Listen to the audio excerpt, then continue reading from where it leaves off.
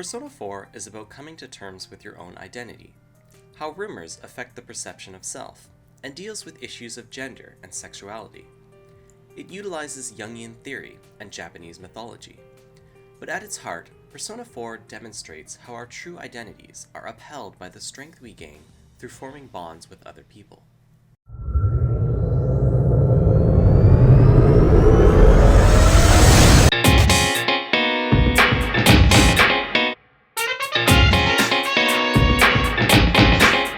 We are living our lives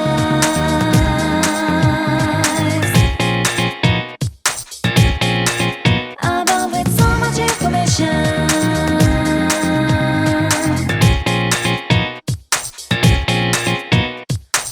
Come on, let go of the remote. As the protagonist, you move into the small rural town of Inaba. Soon you hear rumors about something called the Midnight Channel, a mysterious program that supposedly reveals your soulmate should you stare into a blank TV at midnight on a rainy night.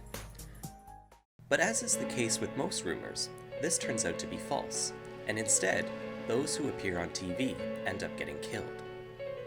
When your friends become directly involved with the case, and you discover information the police would never believe, you decide to take the situation into your own hands.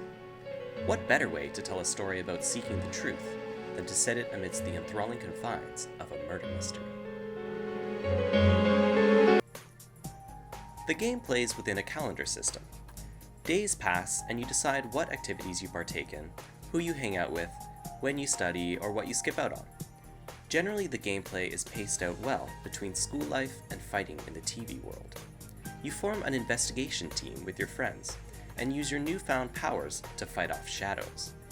Jumping into televisions and fighting monsters may seem a little silly, but almost every element of the game's components, from how and what you fight, leveling up and music implementation, to creature appearances and attack names, tie directly into the story's themes.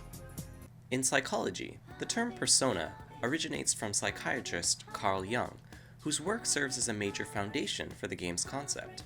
For Jung, the persona is a kind of mask designed on the one hand to make a definite impression upon others, and on the other to conceal the true nature of the individual.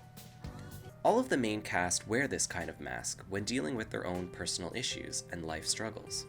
But by leaning on each other, they learn to accept themselves for who they are, removing the mask and learning to wield their own persona proudly, both figuratively and literally.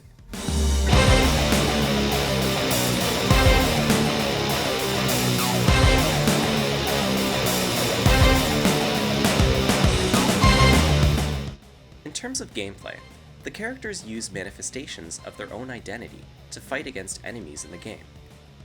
Chie is strong, caring, and protective. Her persona appears as a muscular fighter with a skirt of armor plating. Yosuke has a good sense of justice, but desires more excitement in his life.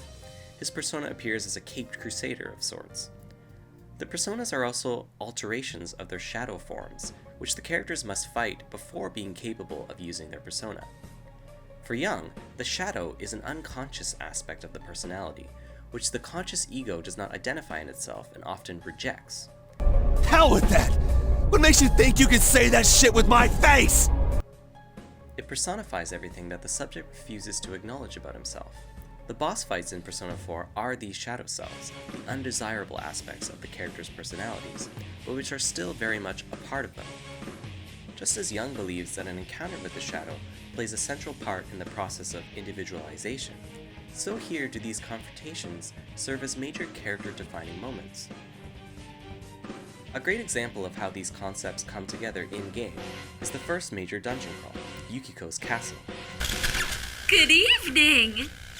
Tonight, Princess Yukiko has a big surprise. I'm gonna go score myself a hot stud! The levels which you explore and fight through in Persona 4 are created by the repressed feelings of those that enter the TV world. Yukiko feels overwhelmed with her role at the family inn and thinks she has little freedom to do what she wants. Her dungeon manifests itself as a castle, depicting her view that she is a trapped princess waiting for her prince to come and take her away.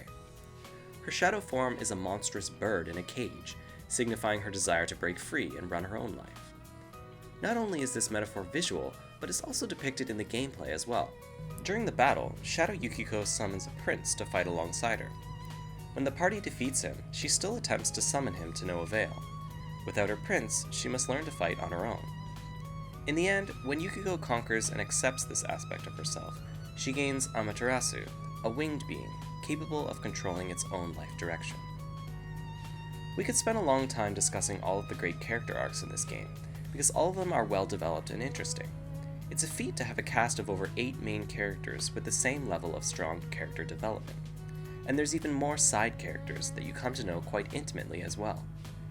Of course, this makes sense because much of the game involves just talking to people and getting to know their life stories. You form social links with people, which grow stronger as you become closer with them. They're directly tied to the gameplay, in that the higher your social link is, the stronger your personas will be. Party members will take critical hits for you, or help you back to your feet in battle. It's a great system that encourages players to get involved with others and reflects the notion of growing stronger with relationships. As the protagonist, you are an enabler, someone who provides a listening ear for his friends. You're a supporter whose very presence allows them to come to terms with who they are on their own. Each character's differing personality also represents a particular tarot card, with the investigation team being powered by the Fool Arcana social link. The closer you become with your friends, the further you move down life's journey.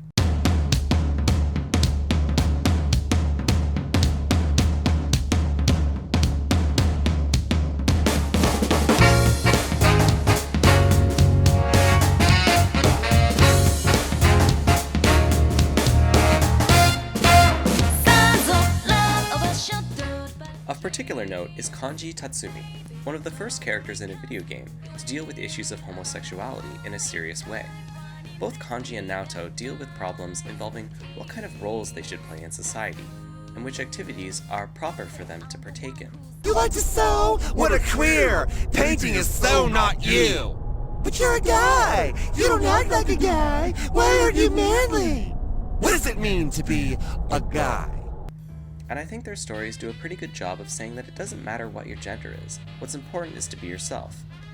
On a symbolic level, even the monsters you fight in the game relate to the themes of the current story. Firstly, the shadows don't attack until the fog lifts in the TV world, because people are comfortable hiding from reality and ignoring the truth. When those feelings are revealed and the fog lifts, they lash out because they don't think they'll be accepted. Secondly, the shadows' appearances often hold subtle meanings as well.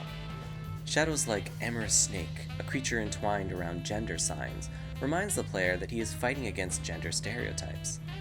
Even deeper is the fact that you can collect pieces of its scales, which can be used to make a stronger weapon for Kanji. He's literally breaking down the barriers of gender and using them to strengthen himself. The most prominent symbol in the game is the TV. It's linked to rumors and falsehood. People gossip about those they see on TV, and form opinions about people they don't even know. The Midnight Channel is a window into the realm of consciousness, where viewers see what they want to see. Characters who are thrown in become stars of a mock television program. Their insecurities appear as entertainment for viewers to enjoy. Hello, all you fans out there! Thanks for coming today! Today, you're gonna see every last inch of me. The gravity of the situation isn't clear to onlookers, but their judgments can have crushing results on people, as is apparent with the animosity of the shadow forms. People are often swallowed up by their own repressed feelings, and the studio atmosphere of the TV world relates to the idea that everyone is just putting on a show in order to fit in, wearing masks to please society, and not being true to themselves.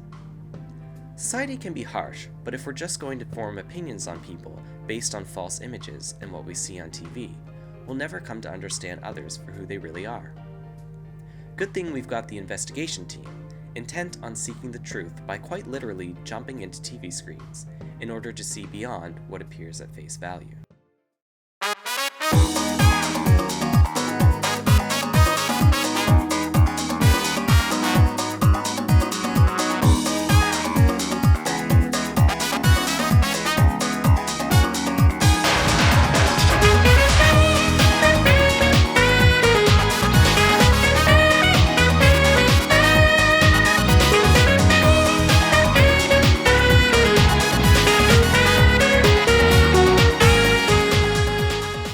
The grand mystery in Persona 4 is extremely well done.